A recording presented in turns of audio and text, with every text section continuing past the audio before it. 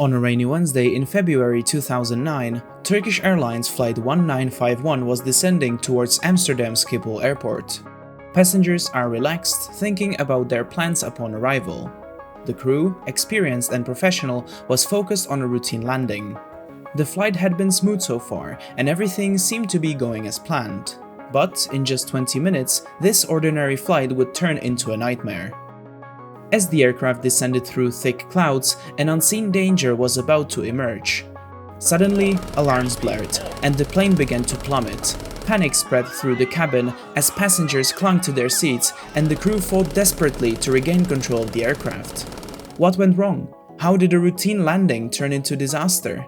This is the story of Turkish Airlines Flight 1951.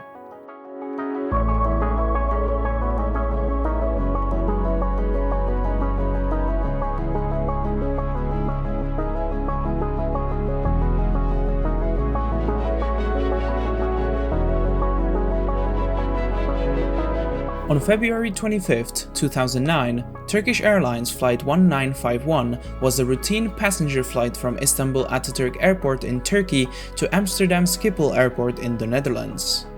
On board were 128 passengers and 7 crew members, including 3 pilots. Captain Hasan Tahsin Arisen, a former Turkish Air Force fleet commander. Murat Sezer was flying as co-pilot under line training in the right seat. And Olgay Ozgur, the safety pilot of the flight, sitting in the cockpit's center jump seat, completing the trio. Turkish Airlines, the national flag carrier of Turkey, has a history of safe and reliable service. Founded in 1933, the airline is a member of the Star Alliance network and operates flights to destinations worldwide. Flight 1951 was scheduled to land at one of Europe's busiest airports, Amsterdam Schiphol, known for its frequent fog and crosswinds, making it a challenging location for landings. The flight took off from Istanbul at 8:22 a.m. local time, climbing smoothly to its cruising altitude. The weather en route was typical for late winter, low temperatures with broken to overcast clouds. The aircraft was in good condition, having undergone regular maintenance checks. As Flight 1951 approached its destination, the crew prepared for the descent into Amsterdam.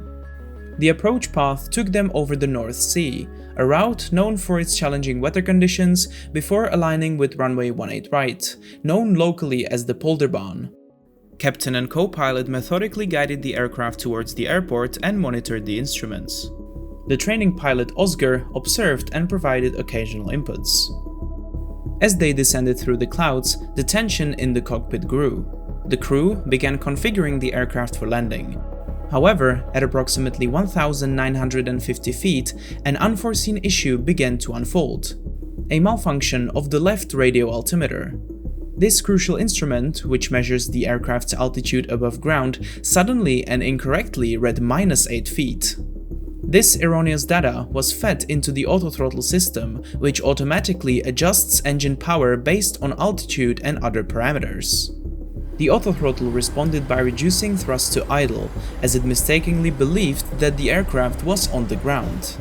The subtle change in engine power went unnoticed at first, as the pilots were engrossed in their descent procedures and communicating with air traffic control. The skies above Amsterdam, once a routine journey's final stage, were about to become the scene of a dramatic struggle for control. As the aircraft continued its descent, the autothrottle maintained the engines at idle, causing a gradual yet dangerous drop in airspeed. At 1,000 feet, the aircraft's speed was perilously low, yet the crew remained unaware of the impending crisis. The landing gear no down warning chimed several times during the approach, triggered by the captain's faulty radio altimeter, which incorrectly indicated that the aircraft was flying too low. When the crew deployed the landing gear, the warning ceased as the aircraft was now configured for landing. Unfortunately, this warning distracted the crew from the real threat in this situation, the rapidly declining airspeed. With the ground rushing up to meet them, the aircraft system screamed warnings that cut through the tension-filled cockpit. At 450 feet, the stick shaker activated, a physical alert that the aircraft was on the verge of a stall. This unmistakable warning demanded immediate action. The pilots instinctively pushed the throttles forward, but the engines, having been at idle, took precious seconds to spool up to full power. Every moment was critical, as the Boeing 737 descended alarmingly towards the ground. Despite their efforts, the aircraft's speed and altitude had dropped too far. The nose pitched up sharply, but the plane continued its downward trajectory. The pilots struggled against the relentless forces of gravity, and time reached a heart-stopping climax as the ground loomed ever closer. At 10:26 AM local time, Turkish Airlines Flight 1951 impacted a muddy field just 1.5 kilometers short of runway 18 right. The crash was violent, splitting the fuselage into 3 sections upon impact. The cockpit and forward cabin were pretty much crushed, leading to the immediate deaths of the 3 pilots, 1 cabin crew member, and 5 passengers. Many of the remaining passengers and crew members were injured, most of them seriously, but remarkably, 126 individuals survived the crash. The crash site, a somber field near Schiphol, became a testament to the fragile line between flight and disaster. The images of the broken aircraft painted a stark picture of the devastating impact and the incredible resilience of those who survived. The investigation into the crash was conducted by the Dutch Safety Board with assistance from an expert team from Turkish Airlines and a representative team from the American NTSB. The primary cause of the crash was quickly identified as the malfunction of the left radio altimeter, which sent incorrect data to the autothrottle system. The left radio altimeter's failure caused it to read -8 feet instead of the actual altitude above ground. This input led the autothrottle to reduce engine power to idle, believing the aircraft was situated on the ground. The right radio altimeter, which was functioning correctly, did not override the faulty reading from the left side, but the question is, why didn't it? Boeing 737-800 is equipped with 2 autopilot systems, or flight control units, shortened as FCU, which can operate independently in single channel or together in dual channel. These systems are designated as Command Alpha and Command Bravo. Command Alpha is controlled by the captain's FCU, while Command Bravo is controlled by the first officer's FCU. During standard operations, the pilot flying uses their respective FCU, referred to as single-channel mode.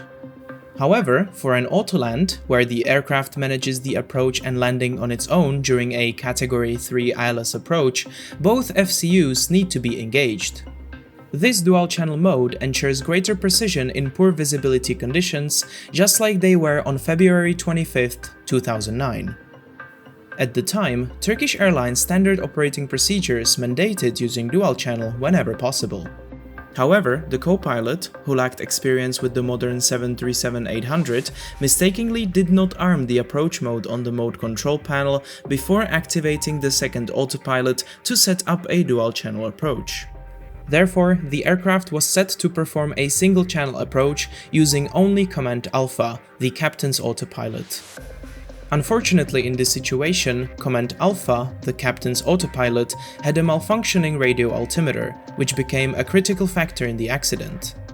Because of that, it was just a matter of time whether the crew would notice the constantly reducing airspeed or not. The safety board's report later revealed that the flight data recorder showed the captain's radio altimeter reading 8,191 feet, the maximum recordable altitude by the radio altimeter, until the aircraft descended through 1,950 feet, at which point it abruptly indicated -8 feet. A disturbing fact was also revealed by the flight recorder data. It showed that the altimeter issue had happened twice in the last 8 landings of this particular aircraft. On both of these occasions, the crew responded correctly by disengaging the autothrottle and manually increasing the thrust. But on February 25, 2009, when the pilots pushed the throttles forward, they didn't disengage the autothrottle.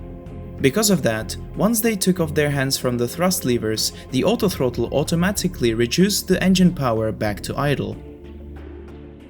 Human factors played a significant role in the outcome of this flight. The flight crew faced a high-stress environment filled with multiple alerts and warnings. The initial landing gear node down warning caused a brief distraction, and by the time they focused on the airspeed issue, it was too late to recover. This incident highlighted the need for enhanced training programs that simulate such scenarios, ensuring that pilots are better prepared to recognize and respond to instrument failures. The Dutch Safety Board's investigation provided a comprehensive analysis of the factors leading to the crash. The final report confirmed that the primary cause was the incorrect left radio altimeter reading, which led to the autothrottle reducing thrusts to idle. However, several contributing factors were identified. Firstly, the report mentions the design of the Boeing 737-800's autothrottle system, as well as the importance of pilot training and the need for scenarios that include altimeter malfunctions, and the report also called for improvements in cockpit alerting systems. The case of Flight 1951 was a preventable accident. Hopefully, after the improvements highlighted by the Dutch Safety Board's investigation report, such accidents won't happen in the future again. This was the story of Turkish Airlines Flight 1951. If you enjoyed this video, please leave a like, subscribe to the channel if you're new, leave a comment, let me know what you think about this new format of videos, and until next time, take care guys.